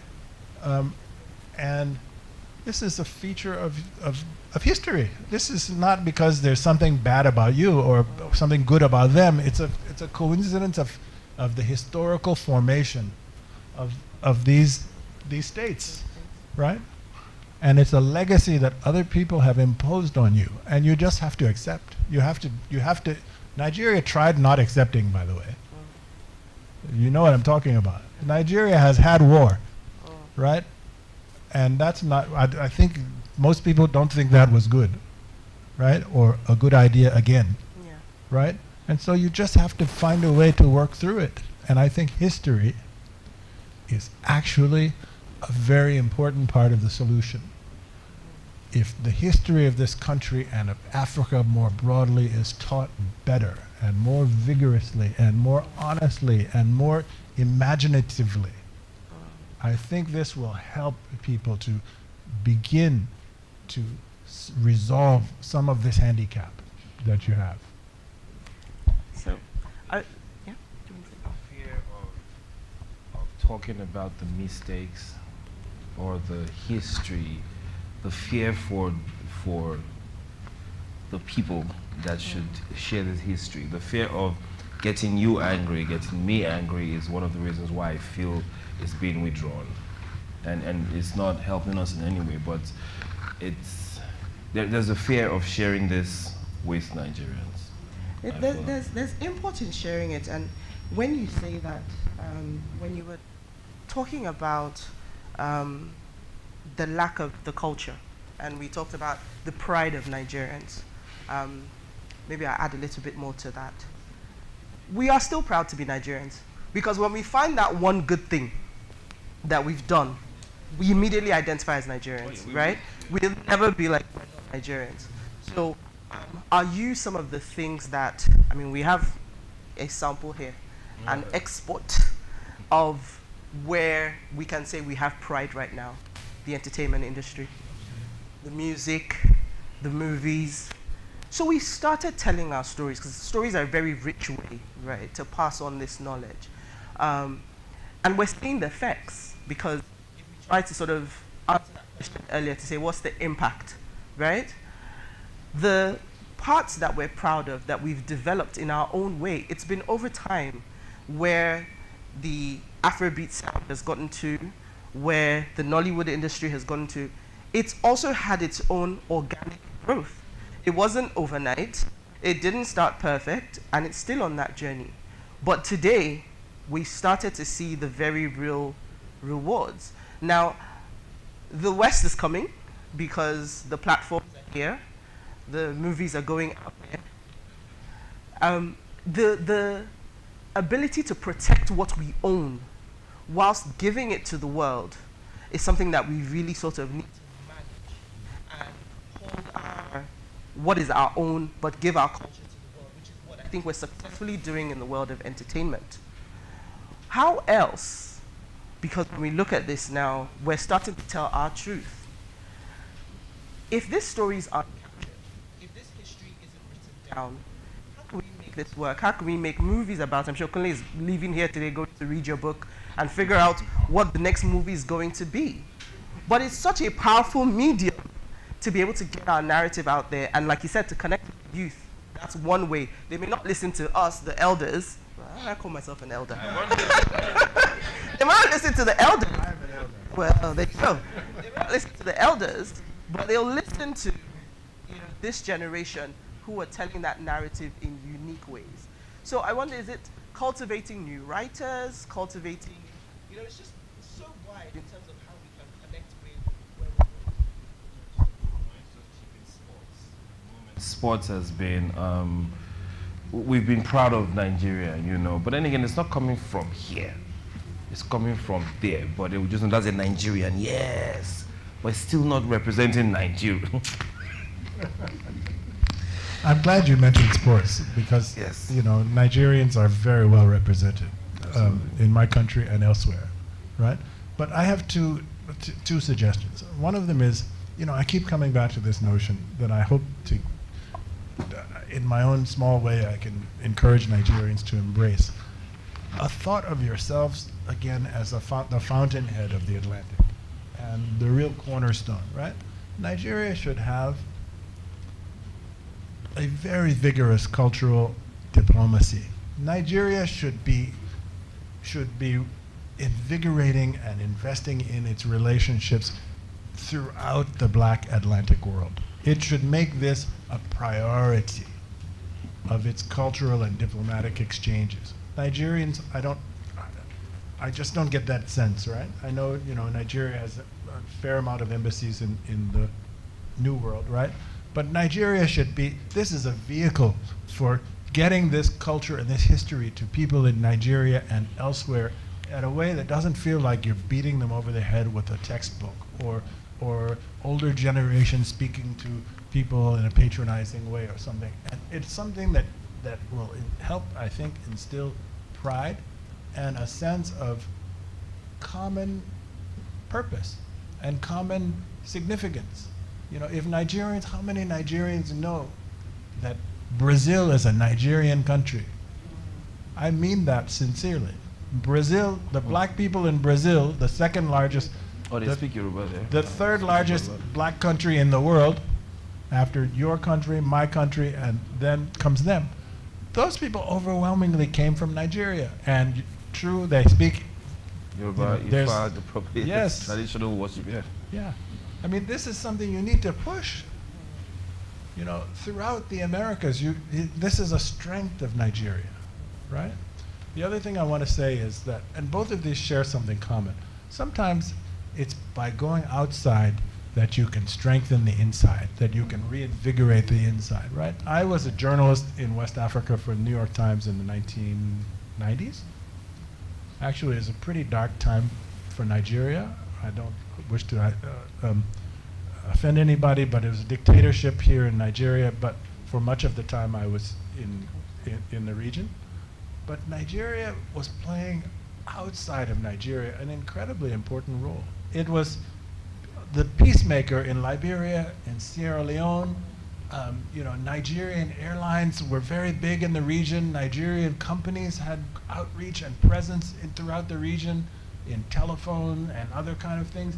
Nigerians all over West Africa looked up to Nigeria and saw Nigeria as not a model for themselves politically because of what was happening in Nigeria, but an example of a country that had a sense of a regional vocation and of regional obligation and responsibility. That Nigeria saw, unlike almost any other country, saw itself as a place that felt the duty to engage in the interest of a better region, right? Nigeria, I saw this happen, right?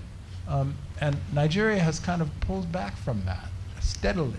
I don't see any of that nowadays. And I'm not in the region as a reporter anymore, I'm not in that line of work anymore, but that seems like a bygone era. And my point in mentioning it is that just like the diplomatic thing, I think if Nigerians could see their country engaging outwardly like this, in areas of natural resonance, like the Black Atlantic, like they're offering their good offices in peace and various other things in the region, that Nigerians would take pride from this and it would reinvigorate themselves in terms of their sense of their nation's place in the world. And I think that's accessible and important. Thank you so much for sharing that. I've enjoyed the conversation. We've enjoyed the conversation so much so far, and I think it'll be great to get our audience to be able to ask you a few questions if you give us some more of your time. Okay, so we have the first volunteer up here. We have hands going up everywhere. So, can we start from the front here?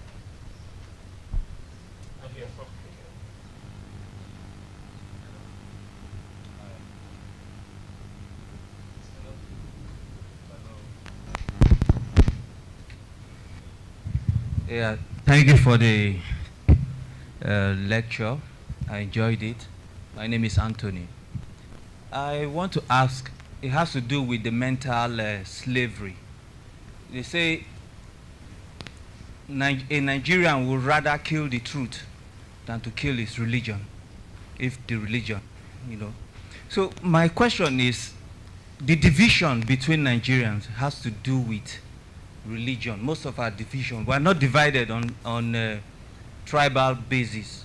We are not divided. The only time you see two tribes fight is has to do with territory. But most times, religion is a problem. And religion has demeaned us. Maybe you go to a church. Let me use a church for example. Most of the teachings has to do with you, the man, that you are weak, that you have to no longer the head of the house. Maybe the so-called pastor is the head of the house. And if you look around, most of us here belong to one religion or the other. Either we are Christians or we are Muslims. We are divided on those lines. And these religions are not they are not organically made in Nigeria or Africa. They are imported, and they were imported for a reason, and it's still functioning. That reason has now been, the piloting of that reason has now been taken over by us. Even though the Europeans have left, we are now using religion against ourselves. So productivity, merit, everything has been, destroyed based on religion. So religion comes first in anything we do today, and it's affecting us negatively. Desmond Tutu said, when they came with the Bible. We had the gold. When they left, they took the gold. They gave us the Bible. So I believe if religion, okay, let me just get your take on religion and slavery. Okay, so you've said quite a lot, and I believe Desmond Tutu was right, that the Bible was used. Listen, I was raised a Christian, and I don't have animosity toward organized religion of any kind, but I'm also not the proponent of any particular form of religion, right? I think it's a historical fact that religions have been used to further exploitation, right? The Christian example that Desmond Tutu used is true. The Muslim religion has done similar things. The details are different, but has also served that purpose. What you said that interests me most, which I agree with, is that the two major religions at play in Nigeria, Christianity and Islam, are imports. They didn't come from here. That doesn't mean they're good or bad. That doesn't mean they should or should not be practiced. But I think that fact needs to be widely recognized and accepted. That Nigerians and people everywhere in Africa should understand more readily and at a deeper level that however fervent you may be in your faith, the faith came from another place. It sits in a different compartment from your identity, whatever it may be, in particular as an African, right? Your identity may be, I'm going to use identity groups from another country so that I don't tangle myself up with Nigerians. But imagine for Ghana, for example, you Muslim, you may be a Hausa, or you may be Ashanti or Christian, or you may be Ewe or Fanti, or those should sit in different boxes, right? They don't have the Muslim and Christian thing both came from another place, right? So that's one thing. The other thing I can say, and I just want to caution everyone in the audience, that I'm not I don't visit you as a sage who has an answer for every question. And you've started with a particularly difficult problem, right? But I do believe that economic development and education, and they go hand in hand, offer the prospect of making religious division much less important features of life. That as countries become more and more economically developed, and as the general level of education rises, I think the trend you will notice in the world, if you look at many countries, you will see that the degree of religious strife begins gradually to decline.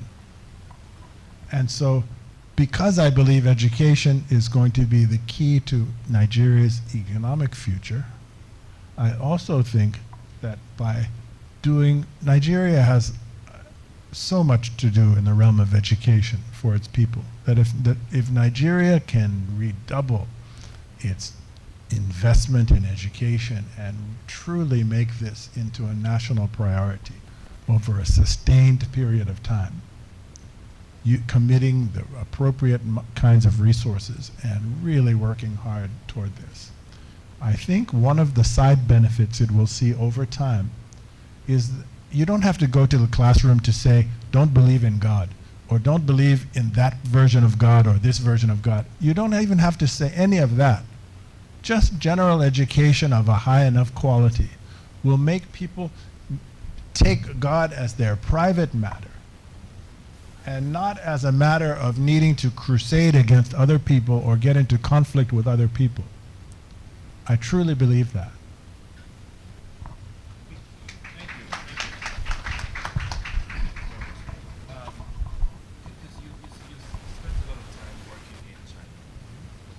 Would you say the same thing? Does it apply to how China was able to seal up their country to own their economy and growth? Yeah, so we were talking just before the event began, and I still write a lot about China. I lived in China for 6 years, and I still write a lot about China. And I'm reading a very interesting book about economic reforms and political reforms in China in the 1980s. And the 1980s is the decade when China kind of figured out the path that put it on the road to economic power. This was an era of immense reform in China. And I read a little quote from the book, which is from a man named Zhao Ziyang, who was the head of the Communist Party in this period in China, who understood that China was in the middle of, or was entering into, what demographers call the demographic dividend. That means a situation when the ratio of young people compared to old people is very high. So in the 1980s, the percentage of people under the age of 35 compared to the people who were either infants or old people was very high. Infants and old people, they depend on other people to take care of them. But people who are in the prime of their working lives are producing wealth and productivity that is driving the nation forward, right? And this man, Zhao Ziyang, the head of the Communist Party at the time, wrote some very interesting language, which I was reading just earlier today, which said that this is an opportunity for China that we can't miss, that we're entering this moment of demographic, he didn't use the phrase, but this is what he was talking about, demographic dividend, where the ratio of young people is so high that we have to push education as hard as we can, because this is what's going to drive our industrialization and economic advancement onto a high plane, and that this is a historic opportunity. He said, China has missed other historic opportunities in the past. You know, China thinks of itself, with some reason, as being over a long period of time, meaning the last 2,000 years, as the most successful country on earth, that most of the time they were the richest country, okay? That's actually true. For most of the time, they were the biggest and most powerful, economically speaking, and otherwise, country in the world, right? So he's saying we lost that, and we have lost other opportunities, but this demographic situation we have just entered into, if we can leverage education properly, we can seize it. But if we don't, we will lose the opportunity, and history won't forgive us. So Nigeria, this is particularly relevant to Nigeria because Nigeria is in a demographic dividend. You have enormous numbers of young people in Nigeria. And every young person who is not getting properly educated today is a liability for Nigeria in the future and a missed opportunity for Nigeria in the future. And I would urge you to think like this Chinese man said, that this is a historic chance you have, and if you miss it, it's your own fault. You can't blame anyone. You can't afford to miss this chance when you have so many young people entering school age and working age, that you have to put them in a position to succeed, and that begins and almost ends with education. If you give everyone a good education, they'll take care of themselves. I promise you. I promise you. Thank you.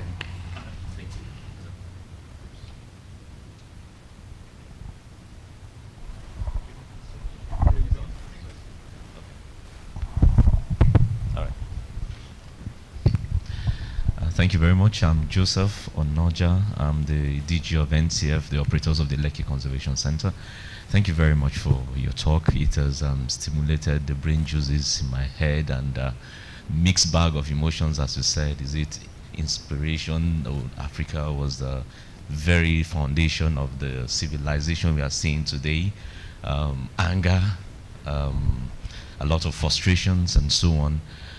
But even apart from that, it also now brings to the fore that what happened in the 15th century, 16th century that you just described is even happening today. I'm a conservation biologist. I just came back from Egypt. We're talking about climate change. We're talking about biodiversity crisis that is happening. And the way we are negotiating, as one of the negotiators, we still see that kind of different views, trying to bring what happened in the past, even to the present.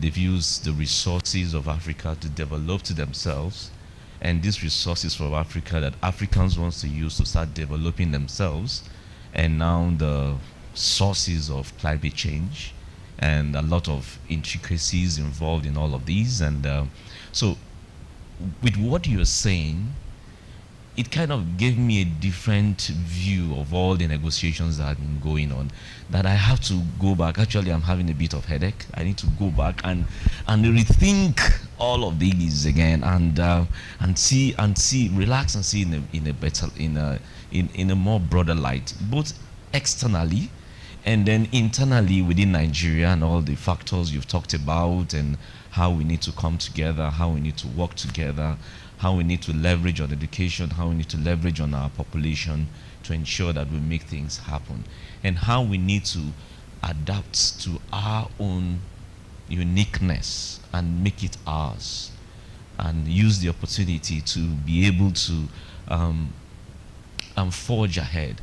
And it also ties to what had Hafsat, right? Hafsat, the girl in the English class, you know what you said, trying to look for our identity, try to make ourselves what we ought to be, and things like that. So it's not necessarily a question, but just to throw up a lot of things, in all the things that you're saying, in all of the confusion, that I need to go and sit down and really think about. But I must say that you've spoken a lot, and I'm going to go with a lot of inspiration. I'll douse the anger a bit, and the fire within me, and then the pride, so that when you go out there, you see a white man, you tell him that, oh, okay, it's because of me that you are better off after all. Yeah, and that kind of feeling. Yeah. So that's just what I want to express. Thank you very much once more. So I would just say that I'm happy. This sounds like productive confusion. Yeah. Exactly. Yeah. And I'm happy to hear that. And any author would be honored to hear that. And the anger can be harnessed. So please do. Thank you so much. Thank you, everyone. It's been such a rich conversation. I think with the way the hands popped up, we'll probably be here till midnight with all the questions. But I think we have to wrap up. We're fast running out of time. And I'd like to end with one of the first lines in your book, which was what everyone should be taking away today. And it says, it would be unusual for a story that begins in the wrong place to arrive at the right conclusion. I think today we're changing our conclusions, and as we leave, we'll all take this new narrative with us and go out and spread it. So on that note, to say a big thank you. Can we have a round of applause for Professor Smith?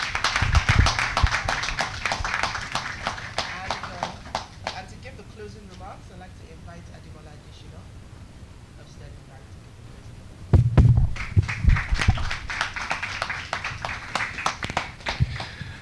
Thank you very much, T. It's going to be I think another round of applause, please, for everyone here. They've done an amazing. Before I start, I think I'd like to admit first that it's going to be a very, very tough act to follow, to speak with this much knowledge and depth and ask these kinds of insightful questions as posed by Uti and Kunle. But it's also important that we admit a few things, and I'd like to summarize it the following way. When we hear the word Africa, a lot of the words that follow it speak to potential. Over the last few, Africa Rising has been one of the biggest concepts that has been pushed around.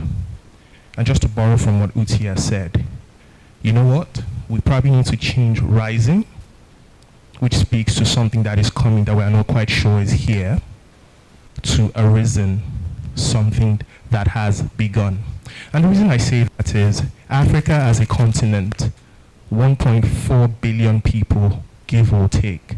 And to speak to what Professor French said, a large part of that demographic are in the prime of their working life. ages 25 to 49, give or take, over 400 million people across the continent. Now, with the borders being blurred by technology, there is, some could say gradual, some could say rapid, a gradual awakening of the potential that lies within the continent and her people, but most importantly, her youth. With information readily available, there's an urgency for the younger generation of Africans to achieve their dreams and become relevant in the global conversation. As Professor French has described extensively, Africa has been a source of goods, whether in commodities extractive or in terms of manpower, to build the wealth of the world. There's now an awakening amongst our youth of self-determination to own their own future. So they are no longer waiting for guidance of the old order. It's the time of young people in Africa. A lot has also been said in different channels about emigration, the infamous Japa syndrome that Nigeria seems to be in its third wave of. But that has always been the case.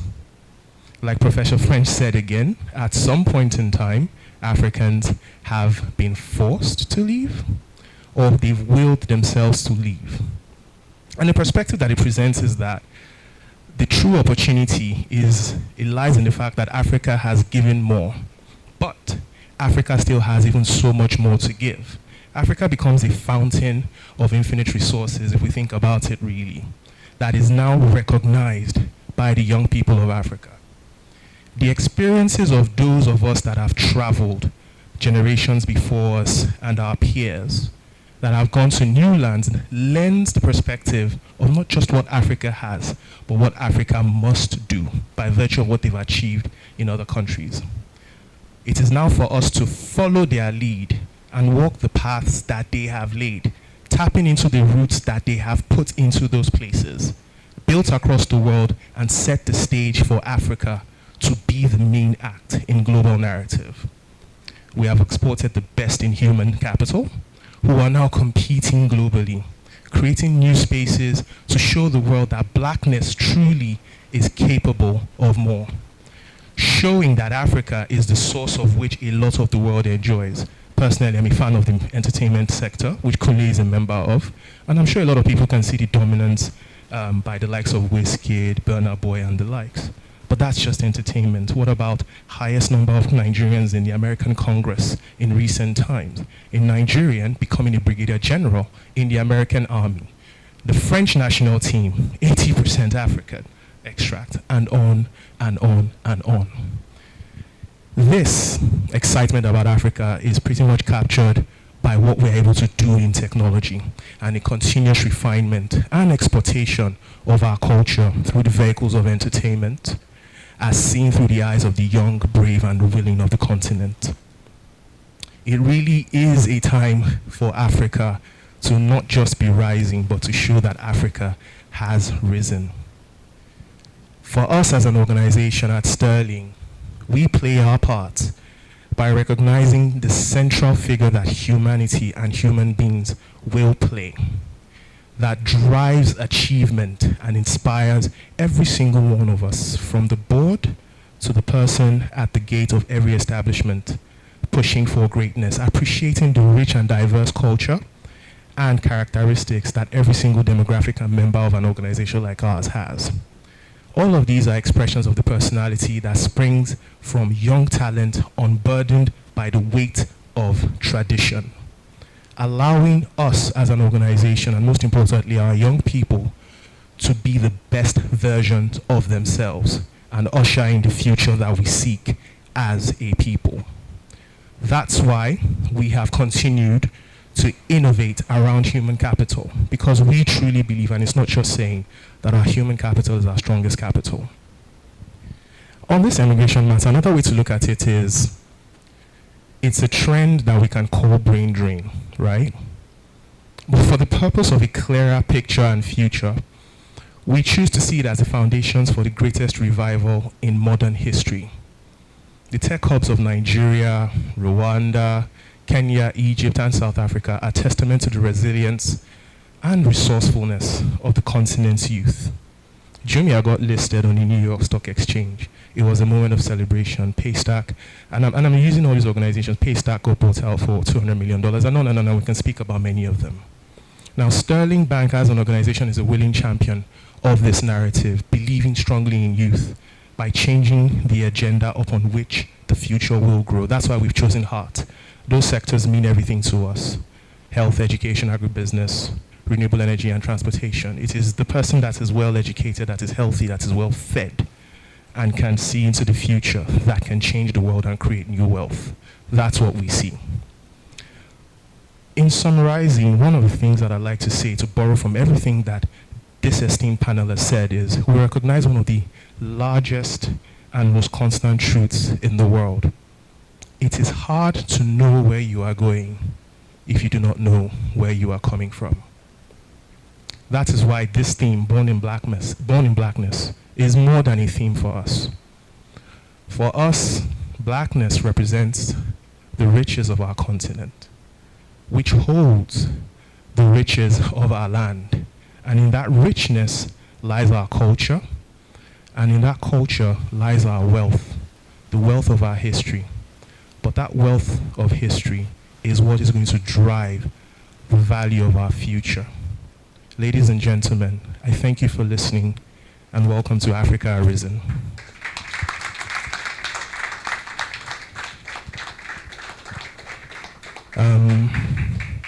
Thank you very much. I hope I did it. I hope I've done it justice.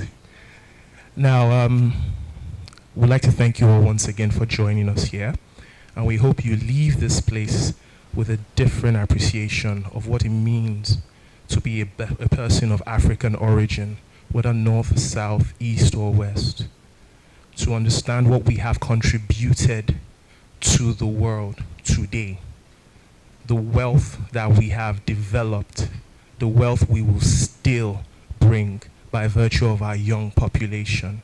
And as we step out of this room today, we hope that each and every single one of us and those that come in contact with us will get a new appreciation and a rethinking of what it means to be African, not one and to see it as not one that is in need, but one that gives and will always have more to give, because that is what we do as Africans. We build the world. Ladies and gentlemen, thank you for joining us for Truth, for Born in Blackness, Truth Lies the Next. My name is Ademola Adeshino. On behalf of Sterling Bank, thank you all for joining us again.